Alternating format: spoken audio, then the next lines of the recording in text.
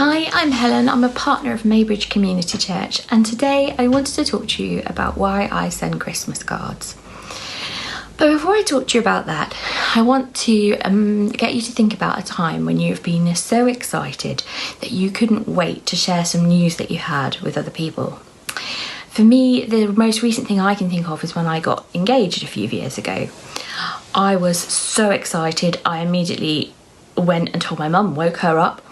I then rang my best friend and probably woke her up because I was so excited I couldn't sleep and I needed someone to talk to about dresses and cake and flowers and invitation making, and I just needed someone to talk to.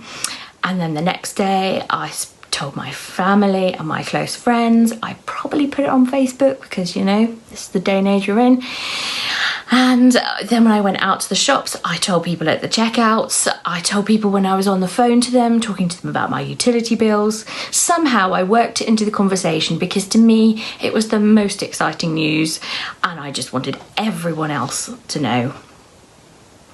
So we're looking at Luke chapter 2 verses 8 to 18. And the shepherds have been out in the fields with their flocks at this point. The angels, they appear to them in the beginning of the verses, and they tell them to go and find Jesus and Mary and Joseph, and they tell him who this baby really is. And I'm going to read verses 17 to 18 to you. When they had seen him, they spread the word concerning what they had been told to them about this child. And all who heard it were amazed at what the shepherds said to them. So, just like me, when I was excited about my news, they'd gone and seen something. And the first thing they went and did was told other people. They went and told pretty much everybody they knew. They'd been visited by angels, and then they'd gone and seen Jesus, and they knew who Jesus was and what he meant. Jesus was this good news. He was their saviour who'd come to rescue them from their sin. And this was amazing news to them. And they wanted everyone else to know too. So what's this got to do with my Christmas cards? Well, I've always liked sending cards, and as many of you know, I like to craft, and now I like to make my own.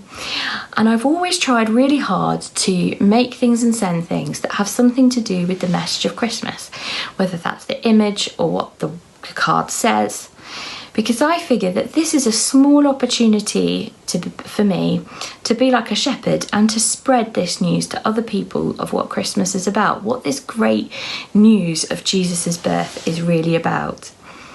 I have a card here that my nieces made for me and gave me last year, and I've had it up on my dresser in my kitchen all year long, partly because they made it and I love things that they make, but also because it reminds me of what Christmas is about all year.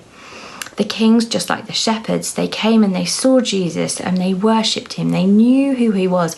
They knew that this was amazing news. And I want to be able to share this amazing news with others. So that's why I like to send Christmas cards. In this day and age when we might send an e-card or maybe a family video, or perhaps we're part of WhatsApp groups and we send people messages with Christmas trees on and stars. Maybe the thought of sending paper cards and taking the time to write them and the cost of posting them all just seems a bit much. But why not buy perhaps one box of Christmas cards with a message of Christmas on it and send it to some people who you know, who maybe don't know what Christmas is all about. And this is an opportunity for you to be like a shepherd and to share that great news of Jesus' coming with people that you know. Have a great Christmas, everyone.